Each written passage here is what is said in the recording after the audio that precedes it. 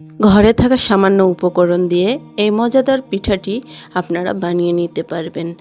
এত মজার পিঠা আগে কখনো খাননি। যদি বানাতে হয় অবশ্যই লাইক দিয়ে পুরো ভিডিওটি দেখে নেবেন। ঘরে থাকা সামান্য উপকরণ এবং এক বাটি ময়দা দিয়ে এই রেসিপিটি তৈরি করেছি। বন্ধুরা, একটি লাইক দিতে ভুলবেন না, আর রেসিপিটি দেখার আগে চ্যানেলটি সাবস্ক্রাইব করে পাশে থাকবেন। এবং মেন ভিডিওতে চলে আসলাম। এখন আমি নিয়ে নিয়েছি টমেটো কুচি, পেঁয়াজ কুচি, রসুন কুচি এবং শুকনা মরিচ কুচি। এগুলো সব কিছু মিক্সড করার জন্য আমি নিয়ে নিচ্ছি একটি গামলিতে দিয়ে দিলাম একটি ডিম। নর্মাল একটি ডিম দেওয়ার পর দিয়ে দিলাম টমেটো কুচি, পেঁয়াজ কুচি, রসুন কুচি এবং শুকনা মরিচের কুচি।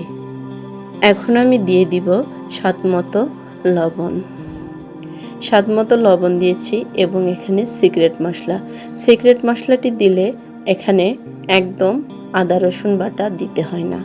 এই মশলাটির মধ্যে সব উপকরণগুলো দেওয়া আছে।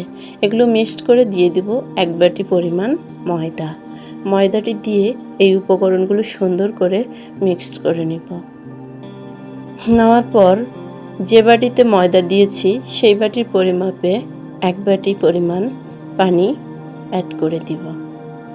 পানিটা দেওয়ার পর আমি সুন্দর করে একটি ব্যাটার তৈরি করে নেব। ব্যাটারটি যেন একদম স্মুথ হয়।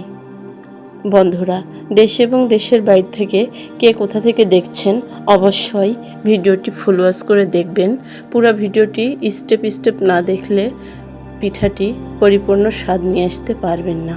ব্যাটারটি পরিপূর্ণভাবে বানানো হয়ে যাওয়ার পর দিয়ে দিলাম কাঁচামরিচের ফ্লেভার এতটাই ভালো লাগে, পিঠাতে যেমন স্বাদ নিয়ে আসে তেমন কালারও নিয়ে আসে।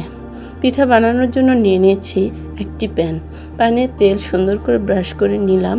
নেওয়ার পর 2 চামচ ব্যাটার প্যানে দিয়ে সুন্দর করে একটি রুটির শেপ দিয়ে নিব। এই পিঠাটি বানাতে বেশি সময় লাগে না। পিঠাটি দেওয়ার পর 15 থেকে 20 সেকেন্ডের মধ্যেই ঢাকা দেওয়ার পর এই যে পিঠাটি একদম রেডি। আমি প্রথমবার তেল ইউজ করছি, পরের বার আর কোনো তেল দিব না। তেল ছাড়াই এই পিঠাটি আমি বানিয়ে নিয়েছি। বন্ধুরা, এইভাবে অবশ্যই বাসায় ট্রাই করবেন এবং নিত্য নতুন রেসিপি পেতে চ্যানেলটি সাবস্ক্রাইব করে পাশে থাকবেন। এই যে 1 কাপ ময়দা দিয়ে আমি কতগুলো পিঠা বানিয়ে নিয়েছি। অবশ্যই আপনারাও বানিয়ে নেবেন এবং এই সুন্দর রেসিপিটি উপভোগ করবেন। বন্ধুরা, আরও সুন্দর ভিডিও পেতে চ্যানেলটি অবশ্যই সাবস্ক্রাইব করে বেল আইকনটি অন করে রাখবেন। এখানেই শেষ করছি। আসসালামু আলাইকুম।